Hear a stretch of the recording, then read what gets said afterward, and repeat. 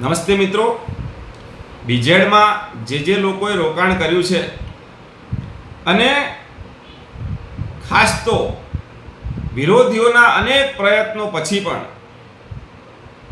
એક બેને છોડીને 99.99% જે ઇન્વેસ્ટરો મક્કમ રહ્યા છે ને, અને જેમને બીજેડ અને ભૂપેન્દ્રસિંહ ઝાલામાં એમનો ભરોસો કાયમ રાખ્યો છે, એ તમામને હું ખૂબ ખૂબ અભિનંદન આપું છું અને એ તમામનો આભાર માનું છું. મિત્રો, જેવો સહકાર અત્યાર સુધી તમે આપ્યો છે એવો સહકાર ભવિષ્યમાં પણ આપ આપશો તો આ પ્રકરણ આપણી ધારણા કરતાં પણ વહેલું પૂરું થઈ જશે. આ વિષયમાં કાયદાકીય જે કોઈ પ્રક્રિયાઓ હાથ ધરવાની છે એ અનુસંધાને જે કોઈ જરૂરી વિષયો છે એ વિષયની ચર્ચા માટે આગામી 2 માર્ચના રોજ રવિવારે બપોરે 2 વાગે હિંમતનગર ખાતે ઇન્વેસ્ટરોની એક મિટિંગનું આયોજન કર્યું છે. સ્થળની જાણકારી આગલા દિવસે આપીશું. તમામ ઇન્વેસ્ટરોને, જે લોકો અત્યાર સુધી બીજેડ અને ભૂપેન્દ્રસિંહ ઝાલા ઉપર વિશ્વાસ રાખીને બેઠા છે, એ તમામને વિનંતી કરું છું કે આપ સૌ ત્યાં પધારજો.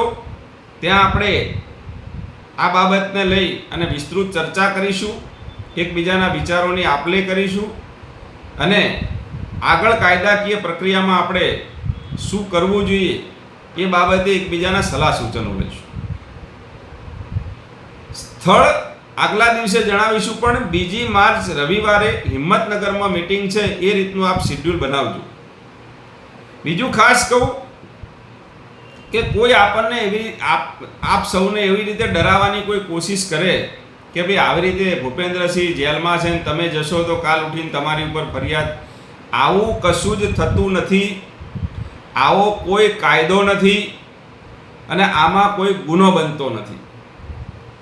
જો જેલમાં રહેલ વ્યક્તિના સમર્થનમાં ઉપવાસ કરવા, ધરણા કરવા, પ્રદર્શનો કરવા, મિટિંગો કરવી, પ્રેસ કોન્ફરન્સો કરવી, આવો કોઈ પણ પ્રકારનો ગુનો બનતો હોત તો એ ગુનો સર્વપ્રથમ આસારામ બાપુના ભક્તો અને એના સમર્થકો ઉપર લાગ્યો હોત અને રામ રહીમના ભક્તો અને એના સમર્થકો ઉપર લાગ્યો હોત. રામ રહીમ ને આસારામ જ્યારે જેલમાં હતા, આજે છે એમને સજાઓ થઈ ગઈ છે, છતાં એમના સમર્થનમાં રેલીઓ પણ નીકળે છે, સભાઓ પણ થાય છે. એટલે કોઈ પણ વ્યક્તિ જેલમાં હોય અને એની કાયદાકીય પ્રક્રિયા માટે કોઈએ ભેગું થવું, આપણે તો હજી ખાલી મિટિંગ કરીએ છીએ, અહીં તો રેલીઓ ને ધરણા પ્રદર્શનો બી થયા છે. એટલે ખાલી મિટિંગ કરવા માટે કોઈ ગુનો બનતો નથી. એટલે એવું કોઈ તમને ડરાવતું હોય તો એ વાતો મગજમાંથી કાઢી નાખજો. આવો કોઈ ગુનો બનતો નથી. એટલે તમામ લોકોને વિનંતી કરું છું કે આપ સૌ મિટિંગમાં પધારજો. ત્યાં આપણે સૌ આ વિષય કેટલો જલ્દીમાં જલ્દી સુલટાઈ જાય માટેના પ્રયત્ન કરીશું. બીજું મિત્રો, ખાસ મારે કહેવાનું કે આ ચેનલ મેં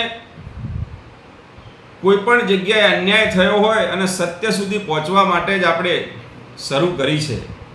એટલે જો આપે આ ચેનલને સબસ્ક્રાઈબ ન કરી હોય તો અત્યારે સબસ્ક્રાઈબ કરજો અને આ વિડીયોને બીજેડના તમામ ઇન્વેસ્ટરો સુધી પહોંચાડવા માટે સહકાર આપજો એવી અપેક્ષા રાખું છું.